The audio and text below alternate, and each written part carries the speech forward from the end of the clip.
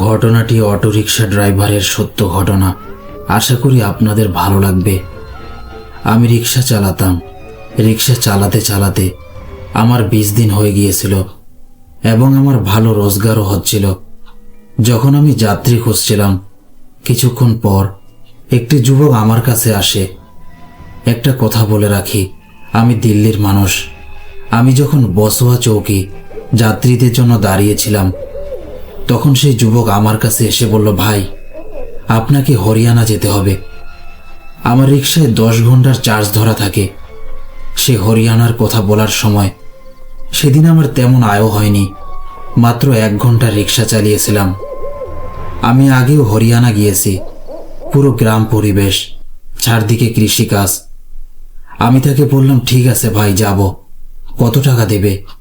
কারণ দিল্লি থেকে হরিয়ানা 5 ঘন্টার পথ, তাই ভাড়া জেনে নেওয়া দরকার ছিল। কিন্তু আমি জানতাম না সেখানে যাওয়া আমার জন্য কত বড় বিপদ ডেকে আনতে পারে। আমি তার গোদামে গেলাম। সে ভালোই ভাড়া বলেছিল, আমার কোনো ক্ষতি ছিল না। গোদামে গিয়ে দেখি একটা মেশিন আছে আর কিছু মালপত্র, সবই আমার রিক্সায় নিতে হবে। মেশিনটার ওজন প্রায় 1 কুইন্টালের মতো। 6-7 জন লোক মিলে সেটা রিক্সায় তুলে দিল। ছোটখাটো আরো কিছু মাল ছিল, সেগুলো ঠিকমতো বেঁধে দেওয়া হলো। তারপর সে বলল, আপনাকে বাহাদুরগড় মস্তান চৌক পর্যন্ত মাল পৌঁছে দিতে হবে। আমি ওই লোকটার নম্বর দিচ্ছি, পৌঁছে ফোন করে দেবেন। আমি আগে সেখানে গেছি বলে লোকেশন লাগাইনি। প্রায় দুপুর 12টার দিকে দিল্লি থেকে রওনা দিলাম। রিক্সায় বেশ ওজন হয়ে গিয়েছিল, কিন্তু ধীরে ধীরে চালিয়ে পৌঁছে গেলাম। পৌঁছে ওই লোকটাকে ফোন করলাম। মাল গুদামে নামিয়ে দেওয়া হলো। লোকটি মুসলমান ছিলেন, খুব ভালো মানুষ। তিনি আমাকে বললেন, ভাই, আপনি অনেক ক্লান্ত হয়ে গেছেন, কিছু খেয়ে দিয়ে যান। তিনি অনেক জোর করায় আমি রইলাম। শীতকাল হওয়ায় তাড়াতাড়ি অন্ধকার নেমে এলো। আমরা চা খেলাম। এভাবে করতে করতে সন্ধ্যা 7টা হয়ে গেল। তারপর আমি তাকে ধন্যবাদ জানিয়ে দিল্লির পথে বের হলাম। প্রায় 15 থেকে 20 মিনিট যাওয়ার পর আমার শর্টকাট রাস্তা ধরার কথা ছিল, কিন্তু অন্ধকারে ঠিক বুঝতে পারিনি। ভুল করে লম্বা রাস্তা ধরে ফেললাম। আমার রিক্সার ব্যাটারির ওপর ভরসা ছিল, কিন্তু আমি জানতাম না এরপর কি ঘটতে চলেছে। আমার জানাই ছিল না যে গাড়িটাই আমাকে ধোঁকা দেবে। আমি যেখানে দাঁড়িয়েছিলাম সেখানে বহু রাস্তা চারদিকে ছড়িয়েছিল, কিন্তু কোন রাস্তাটি কোথায় যায় তা আমি বুঝতেই পারছিলাম না। আমি শুধু চলতেই থাকলাম। কিছুক্ষণ পর মনে হলো আমি ভুল রাস্তায় চলে এসেছি। তখন আমি মোবাইলের অ্যাপ চালু করলাম এবং সেই পথ ধরে যাওয়ার চেষ্টা করলাম, কিন্তু গুগল ম্যাপ আমাকে অনেক পেছনের রাস্তা দেখাচ্ছিল। অথচ আমি ইতিমধ্যে 1.5 ঘন্টা এগিয়ে চলে এসেছি। এখন আবার 1.5 ঘন্টা পিছিয়ে সেই জায়গায় ফিরে যেতে হবে, তারপর সেখান থেকে বের হতে হবে। এভাবে করতে করতে অনেক সময় কেটে গেল। যখন সময় দেখলাম তখন খুব দুশ্চিন্তা হলো। এখন আমার নিজের রিক্সার ওপর থেকেও বিশ্বাস উঠে যাচ্ছিল। যদি মাঝপথেই গাড়ি বন্ধ হয়ে যায় তাহলে আমার ফেরা খুবই কঠিন হয়ে যাবে। যে আশঙ্কা আমার মনে ছিল এখন সেটাই সত্যি হতে চলেছিল। আমাকে সোজা পথ ধরে ফিরে যেতে হতো, কিন্তু তখন আমার রিক্সার হেডলাইট বারবার অন অফ হতে শুরু করলো আর গাড়ি ধীরে ধীরে যেতে লাগলো। আমি এতটাই চিন্তিত হয়ে গিয়েছিলাম যে মাথা ঘুরে যাচ্ছিল। যতটুকু আয় করেছিলাম তার থেকেও বেশি ক্ষতি হওয়ার অবস্থা, কারণ ধাক্কা মেরে তো আমি পুরো পথ দিল্লি ফিরে যেতে পারবো না। সেজন্য চাইলে বড় কোনো গাড়িতে তুলে নিয়ে যেতে হবে। আমি যে রাস্তা ধরেছিলাম তার চারদিকে শুধু ফসলের ক্ষেত এবং এখন সম্পূর্ণ অন্ধকার। গাড়ির হেডলাইটই একমাত্র আলো ছিল, সেটাও শেষ হয়ে গেল। আমি মাঝ রাস্তায় আটকা পড়ে গেলাম। কিছুই মাথায় আসছিল না। কাউকে ফোন করলেও কি বলবো আমি কোথায় আছি? সেই জায়গাটাই তো নিজে জানতাম না। যেখানে দাঁড়িয়েছিলাম সেখানে না কোনো মানুষ, না কোনো মানুষের চিহ্ন। আমার মনে হচ্ছিল যেসব ভৌতিক ঘটনা আমি শুনে থাকি সেগুলো যেন এবার সত্যি হয়ে আমার সঙ্গেই ঘটতে চলেছে, কারণ জায়গাটাই পুরো ভুতুড়ে লাগছিল।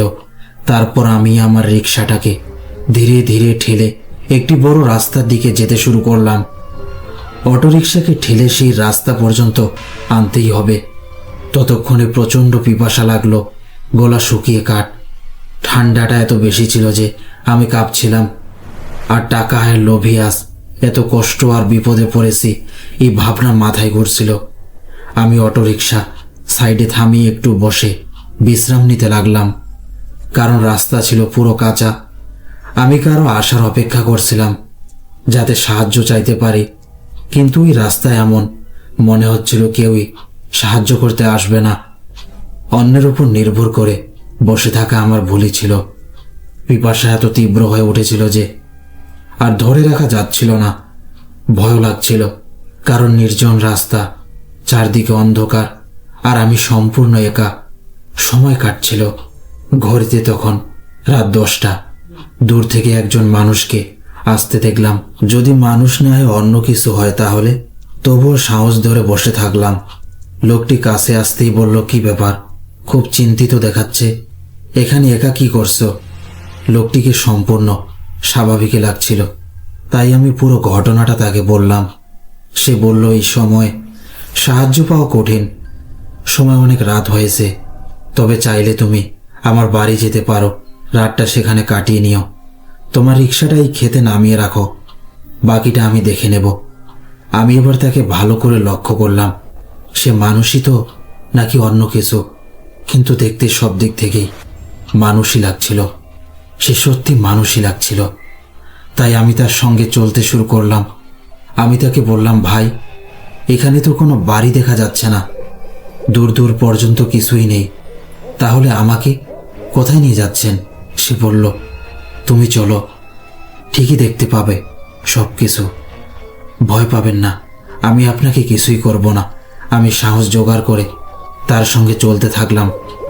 যখন আমার দৃষ্টি একটু দূরে গেল, তখন দেখি একটা বাড়ি আছে, যার বাইরে টিমটিমে একটা বাল্ব জ্বলছে, আর 5 মিনিট হাঁটলেই সেখানে পৌঁছে যাব।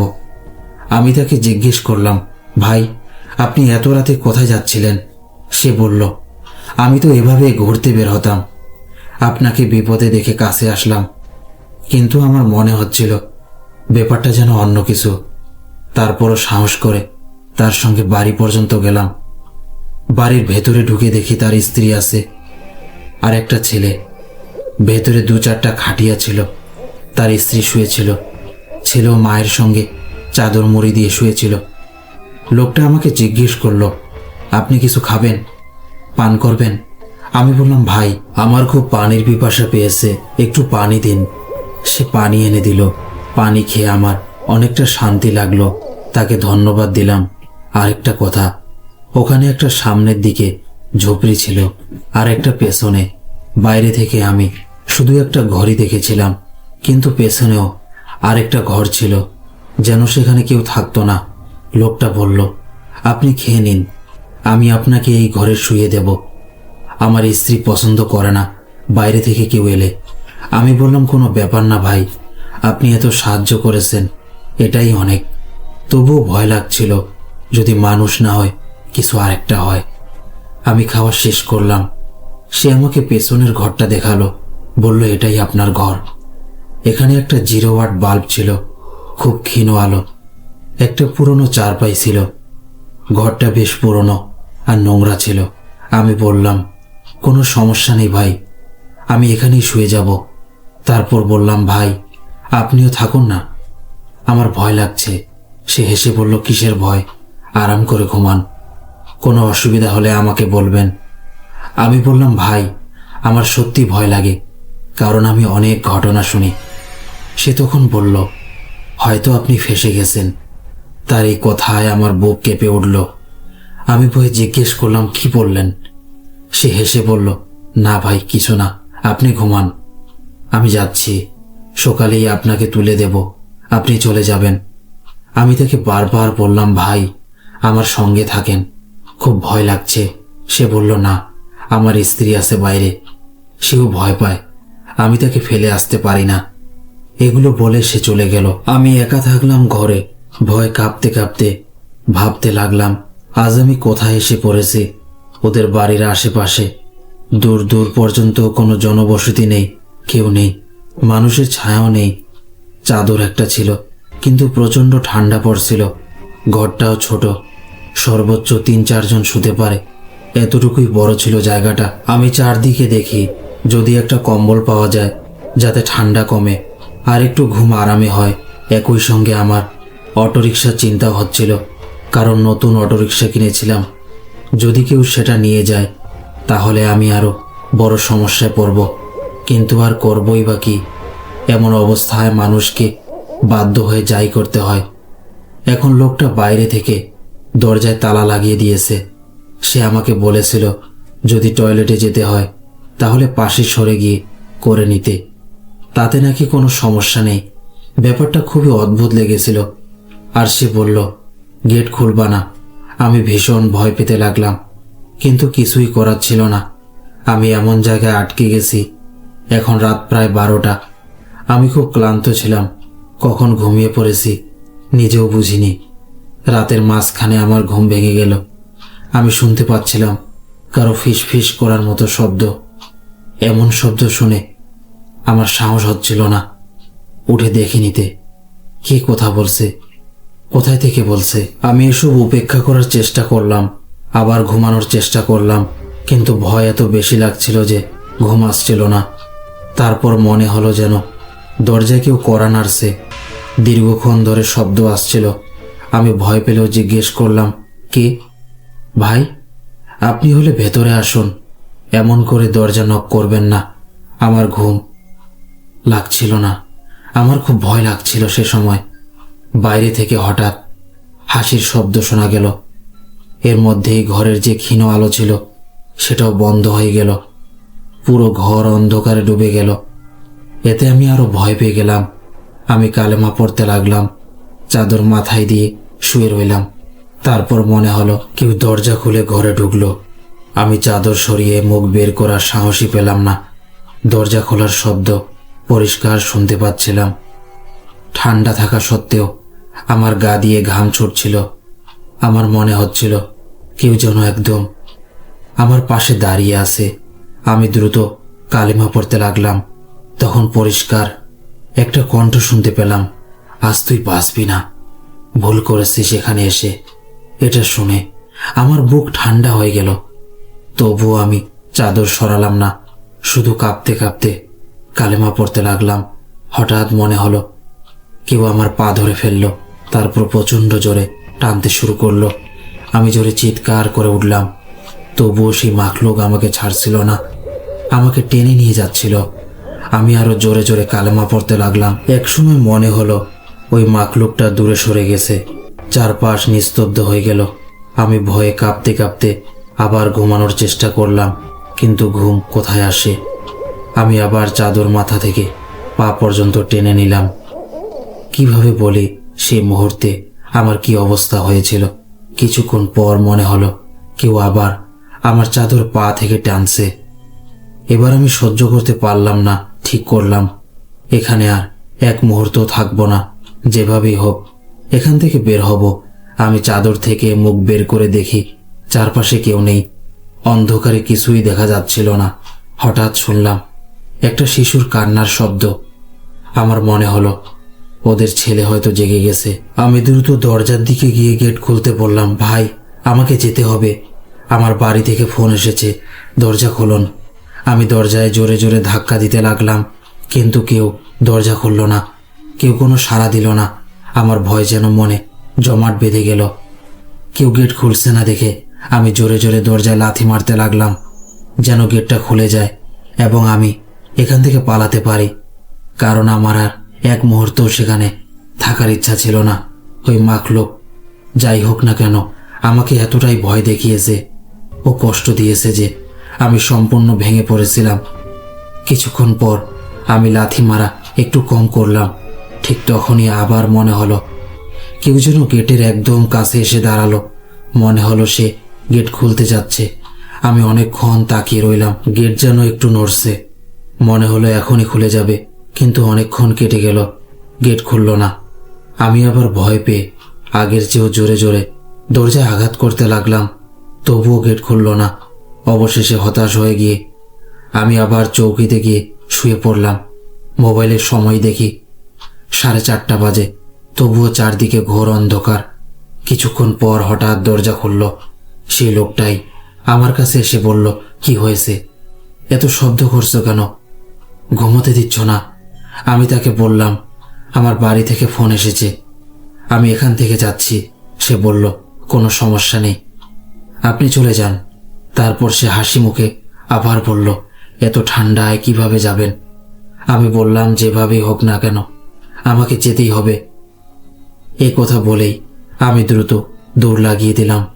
কয়েক কদম যাওয়ার পর পিছনে তাকিয়ে দেখি যে ঘরের ক্ষীণ আলোটা জ্বলছিল যেখানে আমি ছিলাম সেটা পুরো নিভে গেছে। যেখানে সেই লোকটা ছিল কেবল সেখানেই আলো ছিল।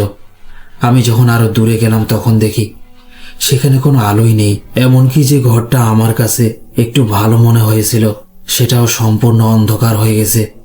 ঠিক তখনই আমি দূর থেকে খুব জোরে চিৎকার ও কান্নার আওয়াজ শুনতে পেলাম, আর সেই মাখলুকের কণ্ঠ যা যেন আকাশ ভেদ করে আমার কানে ঢুকলো, বলল, আজ তুমি বেঁচে গেলে, তোমার নসিব ভালো ছিল, নইলে তুমি আজ আমাদের সঙ্গেই থাকতে। ওই কণ্ঠ এত দূর থেকেও এলো, শব্দটা স্পষ্ট আমার কানে পৌঁছাচ্ছিল। যেভাবেই হোক আমি দৌড়ে দৌড়ে আমার অটোরিকশার কাছে পৌঁছালাম। সেখানে দাঁড়িয়ে আশায় রইলাম কেউ যেন আসে, যাতে আমাকে এই রাস্তা থেকে বের হতে সাহায্য করে, যেখান থেকে আমি দিল্লির রাস্তায় উঠতে পারি। কিন্তু আমি এমন জায়গায় পৌঁছেছিলাম যেখানে আমি নিজেও জানতাম না আমি কোথায় আছি। অবশেষে অনেকক্ষণ অপেক্ষার পর ভোরের আলো ফুটতে শুরু করলো। আমি আমার রিক্সা ধাক্কা দিয়ে রাস্তার দিকে নিয়ে চললাম। এখন একটু আলো এসেছে, আর আমি সেই ভয়ঙ্কর অন্ধকার জায়গা ছাড়িয়ে উপর দিকে উঠছিলাম। হয়তো এটা আল্লাহর রহমতি ছিল। অবশেষে আমি যেভাবে হোক মূল রাস্তায় পৌঁছালাম। সেখান থেকে অটোরিকশা স্টার্ট করলাম এবং সোজা দিল্লির দিকে রওনা হয়ে গেলাম। যখন আমি বাড়ি পৌঁছালাম, পরিবারের লোকেরা দেখল আমি ভয় কাঁপছি, মুখ ফ্যাকাশে, আর তাতেই ওরা জিজ্ঞেস করলো কি হয়েছে। আমি পুরো ঘটনা তাদের বলে দিলাম। আর সেই মাখলুক, ওটা আমাকে স্বপ্নেও দেখা দিত যেখানে আমি রাত কাটিয়েছিলাম। ওগুলো জিনের বাড়ি ছিল এবং তাদের আসল রূপ আমি বহুবার স্বপ্নে দেখেছি, কিন্তু বাস্তবে যখন দেখেছিলাম তাদেরকে সাধারণ মানুষই মনে হয়েছিল। আমি 4 দিন জ্বরে ভুগেছিলাম। আজ জুমার নামাজ পড়েছি, এখন কিছুটা শান্তি অনুভব করছি। ভাই, এটাই ছিল আমার ঘটনা। আশা করি আপনি আপনার চ্যানেলে এটা অবশ্যই শেয়ার করবেন। অনেক ধন্যবাদ আপনাকে এত সুন্দর ঘটনা আমাদের সাথে শেয়ার করার জন্য। প্রিয় লিসেনার্স, এবার আমরা আরেকটি ঘটনায় চলে যাব, যা পাকিস্তানের একটি ঘটনা। আমার কাজিনের নাম শুয়েব এবং সেও আমার সঙ্গে একই মুলতানি থাকে। আমরা প্রতি বছর পাকিস্তানের কোনো নতুন জায়গা ঘুরে দেখার পরিকল্পনা করি। বেশিরভাগ সময় আমরা উত্তরাঞ্চলের এলাকা ঘুরে দেখি। এই ঘটনা 2024 সালের ডিসেম্বরের। আমরা 2 জন সিদ্ধান্ত নিয়েছিলাম আবার উত্তরাঞ্চল ঘুরতে যাব। আমাদের পরিকল্পনা ছিল 1 সপ্তাহের জন্য। আমরা সমস্ত জিনিসপত্র প্যাক করলাম এবং বাসে করে ইসলামাবাদ পৌঁছালাম। আমরা আগে থেকেই রাওয়ালপিন্ডিতে একটি হোটেল বুক করেছিলাম। আমাদের আরেক কাজিন সেখানে থাকেন, যিনি আমাদের ইসলামাবাদে দেখার জন্য এসেছিলেন এবং তিনি আমাদের গাড়ি দিয়েছেন ঘুরতে। আমরা ভ্রমণ উপভোগ করছিলাম এবং প্রায় প্রতিদিন রাত 10টা নাগাদ হোটেলে ফিরে আসতাম, কারণ ইসলামাবাদে বেশিরভাগ রাতের সময় অনেক নির্জন হয়ে যায় এবং বিশেষ করে নির্জন রাস্তা দিয়ে গাড়ি চালাতে গেলে আমি অনেক ভয় পাই। একদিন কাজিন বলল, আমার রাওয়ালপিন্ডির বাড়িতে এসে থাকো। তাই আমরা তার বাড়িতে রাত কাটাতে চলে গেলাম। রুটিন অনুযায়ী আমরা সেখান থেকেও রাতের ইসলামাবাদে ঘুরতে যেতাম এবং রাতে আবার পিন্ডিতে ফিরে আসতাম। এক রাত আমাদের ইসলামাবাদে ঘোরার পরিকল্পনা ছিল। আমার খুব ইচ্ছে ছিল পিৎজা খাওয়ার, তাই আমি গুগল ম্যাপে চেক করলাম।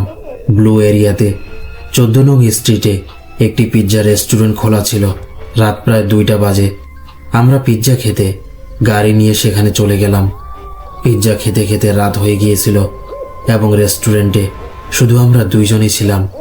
আমি কাজিনকে বললাম, চলো এখান থেকে বের হই, রাত অনেক হয়ে গেছে এবং আমাদের আবার কাজিনের বাড়িতে ফিরে যেতে হবে। সে হয়তো আমাদের জন্য অপেক্ষা করছে। আমরা গাড়িতে বসলাম এবং ধীরে ধীরে চালাতে শুরু করলাম। আমি হরর ঘটনা শুনতে শুনতে ভ্রমণ করতে খুব পছন্দ করি, তাই আমি গাড়িতে হরর ঘটনা শুনছিলাম। আমরা ঘটনা শুনতে শুনতে যাত্রা শুরু করলাম। প্রায় 40 মিনিট পর আমরা মরি রোডে পৌঁছালাম। সন্ধ্যায় ওই রোডের লাইট চালু ছিল, কিন্তু ফিরে যাওয়ার পথে আমরা সেই জায়গায় গিয়ে পৌঁছালাম। দূর দূরান্তে কোনো গাড়ি বা বাইক ছিল না, শুধু আমাদের গাড়ি, অন্ধকার এবং গাড়ির আলো। সেই সময় কাজিন বলল, ওই দেখো কে দাঁড়িয়েছে। আমি প্রশ্ন করলাম, কে? আমরা সামান্য এগিয়ে আসলাম। কাজিন বলল, তুমি দেখোনি? রাস্তার ধারে একটি সুন্দরী মেয়ে দাঁড়িয়ে আছে, সে লাল স্যুট পরেছে। আমি বললাম, তুমি কি পাগল হয়ে গেছো? রাত প্রায় 4টা চলে এসেছে। এ সময়ে কোন মেয়ে এখানে দাঁড়িয়ে থাকতে পারে এই নির্জন রাস্তায়? যেখানে সেই মেয়েটা দেখেছিল সেটি একটি বড় পার্কের কাছাকাছি এলাকা। আমি তাকে বললাম, তুমি হয়তো ভুল দেখেছো, কিছু নেই, শুধু তোমার মনের ভ্রান্তি। ড্রাইভারের নজর তো সবসময় রাস্তাতেই থাকে। কিন্তু সে বলল, গাড়ির হালকা আলোতেই মেয়েটি স্পষ্ট দেখা গেছে। তুমি গাড়ি ঘোরাও, ওই মেয়েটি।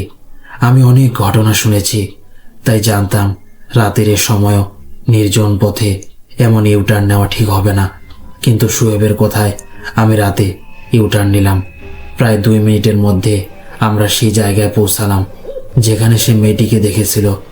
দূর দূরান্তে কোনো মানুষ, গাড়ি, বাইক বা মেয়েকে দেখলাম না। কাজিন কিছুটা সমস্যায় পড়ল। আমি তাকে বোঝালাম, হয়তো এটি আল্লাহর অন্য কোনো সৃষ্টিশীল জিনিস। আবার ইউটার্ন নেওয়াটাও ঠিক নয়। কিন্তু সে বলল, তুমি তো ইউটার্ন খুব দ্রুত নিয়েছো, গাড়ি আবার ঘোরাও। পূর্বের ইউটার্ন ছিল। আমার ব্যাখ্যা সত্ত্বেও সে জেদি ছিল, তাই আমি আবার ইউটার্ন নিলাম। ফিরে এসেও দূর দূরান্তে কিছুই দেখা গেল না। আমি ইউটার্ন নিয়ে একটু উচ্চস্বরে বললাম, যদি কেউ শুনছো, আমার সাথে কোনো সম্পর্ক নেই। শোয়েবের কারণে আমি গাড়ি ঘোরালাম। আমার কাজিন পুরোপুরি শান্ত ছিল। যখন আবারও মেয়েটি দেখা গেল না, সে আরো বেশি সমস্যায় পড়ল। আমি তাকে বললাম, এই বিষয়ে কোনো কথা বলো না, আমরা দুইজনই একা অন্য শহরে ঘুরতে এসেছি, আর কারো গাড়িতে কোনো সমস্যা যেন না হয়। শান্তভাবে বাড়ি চলে যাই, ট্রিপকে এভাবে নষ্ট না করি। শোয়েব চুপ হয়ে গেল এবং আর কোনো কথা বলল না। সেই সময় আমরা হরর ঘটনা শুনছিলাম। কাজিন তার ফোনে গুগল ম্যাপে নিজের বাড়ির লোকেশন সেভ করে রেখেছিল, কারণ আমি সেই এলাকার রাস্তাগুলো জানতাম না। আমি কাজিনকে জিজ্ঞেস করলাম, পরবর্তী টার্ন কোথায় নেব? যখন আমি ফোনে চেক করলাম তখন কাশ্মীরের লোকেশন দেখাচ্ছিল, যা খুবই অদ্ভুত ছিল। আমি তখন সেই লোকেশন সরিয়ে কাজিনের বাড়ির লোকেশন আবার সেভ করলাম। এরপর কাজিন আমার সঙ্গে কোনো কথা বলল না। প্রায় 5 মিনিট পর আমি লক্ষ্য করলাম তার চোখে পানি ঝরছে এবং সে চোখ বন্ধ রেখেছে। আমি জিজ্ঞেস করলাম, কি হয়েছে? সে কোনো উত্তর দিল না। আমি আবার জিজ্ঞেস করলাম, কি হয়েছে? তখন সে বলল, আমার চোখ জ্বালা করছে আর গলাও একটু খারাপ লাগছে। আমি বললাম, এভাবে হঠাৎ কিভাবে তোমার চোখ জ্বালা করছে? কিন্তু সে কোনো উত্তর দিল না। 2 মিনিটের মধ্যে সে বলল, আমার কাছে পচা মাংসের গন্ধ আসছে। এই কথা শুনে আমি সঙ্গে সঙ্গে 2 সেকেন্ডের মধ্যে আয়াতুল কুরসি পড়া শুরু করলাম। সে বলল, এবার গন্ধ আসছে না, কিন্তু তার চোখ থেকে পানি ঝরা বন্ধ হচ্ছিল না। আর সে শীতে কাঁপছিল, যদিও গাড়িতে হিটার চালু ছিল। কিছু দূরত্বে স্পিড ব্রেকার আসলো। আমি গাড়ি ধীরে চালালাম। এরপর অ্যাক্সিলেটর চাপতে গিয়ে কিছু সেকেন্ডের জন্য অনুভব করলাম গাড়ি অতিরিক্ত জোরে নেওয়ার চেষ্টা করছে। আমি কাজিনকে কিছু বলিনি, শুধু নিজে সাবধানে নিয়ন্ত্রণ করলাম। আমি সামনে তাকিয়েছিলাম, তখন মনে হলো রিয়ার ভিউ মিররে কোনো কালো কিছু হু করে চলে গেল। আমি মিররের কোণ পরিবর্তন করলাম যেন পিছনে কিছু দেখা না যায়। কাজিন বলল, গাড়িতে আমাদের ছাড়া কেউ আছে? আমি তাকে বললাম, কিছু বলো না, এটা সব তোমার কারণে হয়েছে। সে আমার দিকে চোখ মেলছিল না, চোখও খুলছিল না। আমরা রাওয়ালপিন্ডি রেঞ্জ রোডের কাছে পৌঁছাতে চলেছি। সব রেস্টুরেন্ট বন্ধ ছিল, শুধু একটি কোয়েটা চায়ের ঢাবা খোলা ছিল। আমি ভাবলাম, ঠিক আছে, চলো কিছুক্ষণ সেখানে বসি আর মন শীতল করি। আমি গাড়ি পার্ক করলাম এবং বাইরে বের হলাম। কাজিনও বাইরে এলো, কিন্তু সে ঠিকমতো চলতে পারছিল না, বলছিল পা সাপোর্ট করছে না। আমি তাকে জোর করে ঢাবার ভিতরে নিয়ে গেলাম। সেখানে আমি পানিতে কিছু কোরআন আয়াত পড়লাম এবং দম করলাম। দম করার সময় বারবার মনে হলো কেউ আমাকে থামাচ্ছে, তবে আমি মনোযোগ ধরে রাখলাম। সে বলল, কেউ আমার কানে আরবি ভাষায় ফিসফিস করছে, আমি বুঝতে পারছি না। আমি তার চোখে দেখলাম, চোখে একটি অদ্ভুত উজ্জ্বলতা ছিল, যা আগে ছিল না। আমি পানিতে দম করলাম, তাকে পান করালাম এবং নিজেও পান করলাম। তারপর আমরা কাজিনের বাড়িতে পৌঁছালাম। বাড়িতে গেলে কাজিন ঘুমাচ্ছিল। আমরা অন্য কক্ষে গেলাম। কক্ষের ভিতরে শুয়ে বলল, আমার কাছে পর্দার পেছনে কেউ দাঁড়িয়ে আছে, একটি কালো ছায়া, যা গম্ভীরভাবে দেখছে। সে বলল, আমি ওয়াশরুমে যাচ্ছি, এবং ওয়াশরুমে চলে গেল। যখন সে ফিরে এলো তখন তার চোখ লাল হয়ে যাচ্ছিল। আমি জিজ্ঞেস করলাম, তোমার চোখ কেন লাল হচ্ছে? কিন্তু সে কোনো উত্তর দিল না। সে চুপচাপ বিছানায় শুয়ে পড়ল। আমি ওয়াশরুম থেকে পানির ধড়ধড় আওয়াজ শুনতে পেলাম। আমি ভাবলাম হয়তো কিছুক্ষণ পর বন্ধ হবে। 10 মিনিট ধরে অপেক্ষা করার পরও সেই আওয়াজ চলছিল। এমন লাগছিল যেন পানির স্রোত বইছিল। আমি ভাবলাম যাই গিয়ে নিজে বন্ধ করে দিই। যখন আমি ওয়াশরুমের দরজা খুললাম, দেখলাম কোথাও পানি চলছিল না, পানি প্রবাহিত হচ্ছিল না, কোনো আওয়াজও আসছিল না। আমি ভালোভাবে সবটা চেক করলাম, সব বন্ধ ছিল। আমি শুয়েবের দিকে তাকালাম, সে এখনো শীতে কাঁপছিল। কিছুক্ষণের মধ্যেই ফজরের আজান শুরু হলো, আর আল্লাহু আকবার প্রথম শব্দে সে কাঁপা বন্ধ করলো। তার চোখও ঠিক হয়ে গেল। সে নিজে বলল যে তাকে পর্দার পেছনে একটি ছায়া দেখা গিয়েছিল, এখন সেটাও আর দেখা যাচ্ছিল না। আমি আর সুহেব যখন এই ঘটনা স্মরণ করি, তখন বুঝতে পারি না আমাদের সঙ্গে কি হয়েছিল, এবং যে মাখলুকটি আমাদের পিছনে এসেছিল কেন এসেছে। এটা কি গাড়ির মধ্যে হরর ঘটনা শোনার কারণে হয়েছিল, নাকি ইউটার্ন নেওয়ার কারণে? এই ছিল আমার ঘটনা। যদি আপনাদের ভালো লাগে অবশ্যই শেয়ার করুন। ধন্যবাদ আপনাকে, আপনি আপনার ঘটনা আমাদের সঙ্গে শেয়ার করেছেন। প্রিয় লিসেনার্স, এবার আমরা আরেকটা ঘটনায় চলে যাব। আজ আমি আমার জীবনের সেই ঘটনাটি আপনার সঙ্গে শেয়ার করতে যাচ্ছি, যা আজও মনে পড়লে শরীর কাঁপে। আমি এবং আমার কাজিন উত্তরাঞ্চলের সোমালি এলাকা জাদ এলাকার ভ্রমণের পরিকল্পনা করছিলাম। পরের দিন সকাল 6টায় আমরা মুলতান থেকে রওনা হলাম। ইসলামাবাদ পর্যন্ত আমাদের যাত্রা ছিল খুবই শান্তিপূর্ণ। অর্ধেক পথ আমি গাড়ি চালালাম এবং অর্ধেক আমার কাজিন চালালো, যাতে আমরা দুইজনই একটু বিশ্রাম পেতে পারি এবং থেমে না গিয়ে যাত্রা চালিয়ে যেতে পারি। এরপর আমাদের মোড়ের দিকে যেতে হতো। পথে একটি পেট্রোল পাম্পে গাড়ির ট্যাঙ্ক ফুল করালাম এবং নিজেরাও রিফ্রেশমেন্ট নিলাম। তারপর মোড়ের পথ শেষ করে একটি হোটেলে গিয়ে রুম নিলাম। রুমে ঢোকার সঙ্গে সঙ্গে আমার কাজিন ঘুমিয়ে গেল, কারণ পথের বেশিরভাগটাই সে ড্রাইভ করেছিল এবং খুব ক্লান্ত ছিল। আমি ফ্রেশ হয়ে ঘুমানোর চেষ্টা করলাম, কিন্তু জানি না কেন আমার একটুও ঘুম আসছিল না। আমি ব্যালকনিতে গেলাম। সেখান থেকে মল রোড আর পাহাড়ের দারুণ মনোরম দৃশ্য দেখা যাচ্ছিল। সত্যি বলতে সেই দৃশ্যগুলো সত্যি অপূর্ব ছিল। আমি সেই দৃশ্য ডুবেছিলাম। ঠিক তখনই উপরের ফ্লোর থেকে কিছু শব্দ আসতে লাগলো।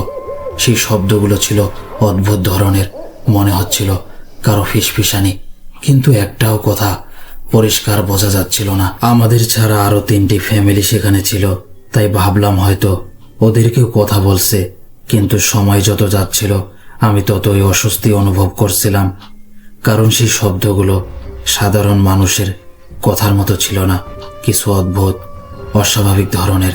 আমি ঠিক করলাম উপর তলায় গিয়ে দেখি কে আছে, কারণ উপরে রেস্টুরেন্টও ছিল।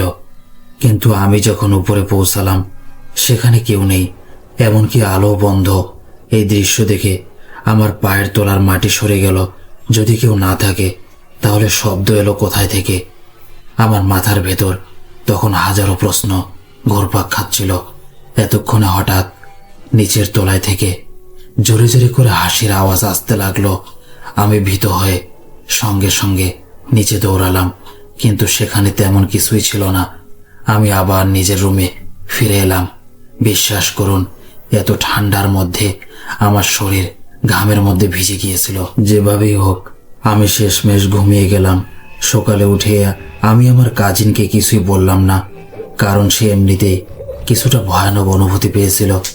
পরের দিন আমি মরির সব সুন্দর জায়গা ঘুরে দেখলাম। দিনের সৌন্দর্য আমার ভয় কমিয়ে দিল, আর আমি চেষ্টা করলাম রাতের ঘটনার কথা ভুলে যাওয়ার। সন্ধ্যা 5টার দিকে আমরা নানান কাগান যাত্রা শুরু করলাম। আসলে নানান মরি থেকে প্রায় 180 কিলোমিটার দূরে, কিন্তু পাহাড়ি ওঠানামার কারণে এই পথটা অনেক দীর্ঘ হয়ে যায়। রাতের বেলা আমরা এক পাহাড়ে উঠছিলাম, হঠাৎ গাড়ির ব্রেক ফেল করে দিল। আমার কাজিন সঙ্গে সঙ্গে পুরো হুঁশিয়ারি নিয়ে হ্যান্ড ব্রেক টানলো এবং গাড়িটাকে পার্কিংয়ে দাঁড় করালো। আল্লাহর শুকরিয়া, গাড়ির সঙ্গে সঙ্গে থেমে গেল, কারণ আমরা দ্রুত গাড়ি চালাচ্ছিলাম না। সেই শুনশান জায়গায় আমাদের ছাড়া আর কেউ ছিল না। আমরা মোবাইল দিয়ে কারোর সঙ্গে যোগাযোগ করার চেষ্টা করলাম, কিন্তু সিগন্যালও নেই। 2 ঘন্টা কেটে গেল এবং আমি যখন নিশ্চিত হলাম সাহায্য পাওয়া সম্ভব নয়, আমি এবং আমার কাজিন ঠিক করলাম আমরা নিজেই কোনো লোকের কাছে গিয়ে সাহায্য চাইব। আমরা মোবাইল ফোন, টর্চ সব সঙ্গে নিয়ে গেলাম। গাড়িটিকে ভালোভাবে লক করে টায়ারের পিছনে বড় পাথর রাখলাম, যাতে একটু নিরাপত্তা থাকে। এরপর আমরা পাহাড়ের দিকে উপরে চলতে লাগলাম। সেখানে বাম পাশে একটি গভীর খাদ ছিল এবং ডান দিকে উঁচু পাহাড়, বড় বড় গাছগুলো, যা দিনে দারুণ সুন্দর দেখায়, রাতের অন্ধকারে ভয়ানক মনে হচ্ছিল। আমরা ধীরে ধীরে এগোচ্ছিলাম। হঠাৎ আমি অনুভব করলাম যেন কেউ আমার পেছন দিয়ে দ্রুত চলে গেল। আমি সঙ্গে সঙ্গে ফিরে দেখলাম, কিন্তু সেখানে কেউ ছিল না। আমি আমার কাজিনকে জিজ্ঞেস করলাম, সে বলল এটা তোমার কল্পনা। সে আমাকে আশ্বস্ত করলো। আমরা আবার এগোতে লাগলাম। হঠাৎ আমার কাজিনকে কেউ জোরে থাপ্পড় মারল এবং সে মাটিতে পড়ে গেল। আমি যখন তার উপর টর্চ দেই, তার মুখে স্পষ্টভাবে 5টি আঙ্গুলের চিহ্ন দেখা গেল।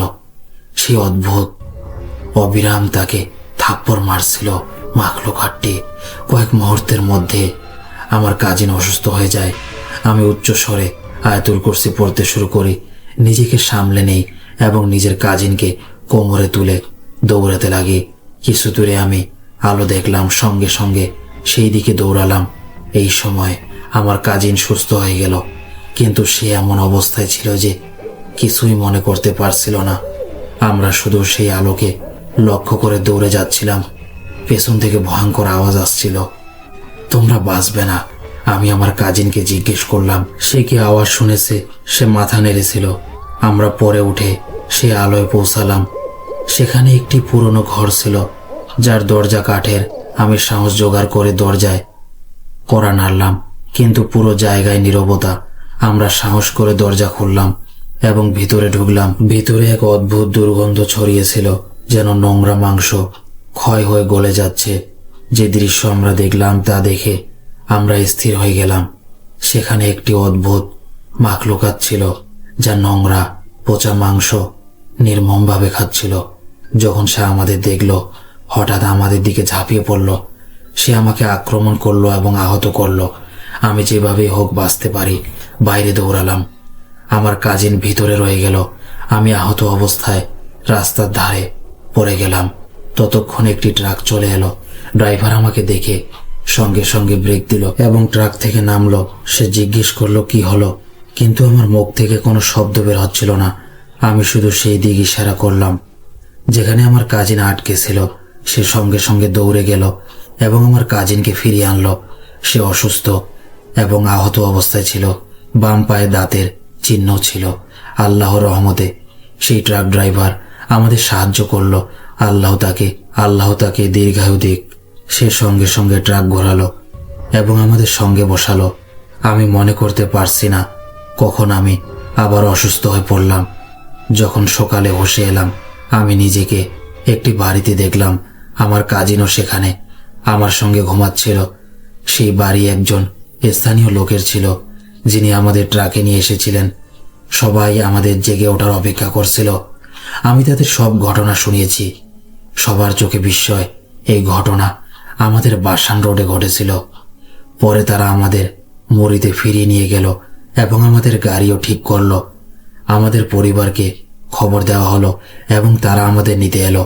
আল্লাহর শুকরিয়া, আমরা দুইজনই নিরাপদে আমাদের প্রিয়জনের কাছে পৌঁছালাম। এই ছিল আমার ঘটনা। অনুগ্রহ করে এটি আপনার ভিউয়ারদের সঙ্গে শেয়ার করবেন। আল্লাহ পাক সবাইকে তার হেফাজতে রাখুক, আমিন। প্রিয় লিসেনার্স, আশা করি আজকের ঘটনা আপনাদের ভালো লেগেছে। যদি ঘটনাগুলো পছন্দ হয়, ভিডিওটি লাইক করতে ভুলবেন না। আর যদি আপনি আমার চ্যানেলে নতুন হয়ে থাকেন, চ্যানেলটি সাবস্ক্রাইব করুন, বেল আইকন প্রেস করে সব নোটিফিকেশন চালু করুন। এতে করে যখনই আমি নতুন ঘটনা আপলোড করব, আপনাদের কাছে সবার আগে পৌঁছে যাবে। আজকের মতো এখানেই শেষ। প্রিয় লিসেনার্স, সবাই ভালো থাকবেন, নিজের যত্ন নিন। আল্লাহ হাফেজ।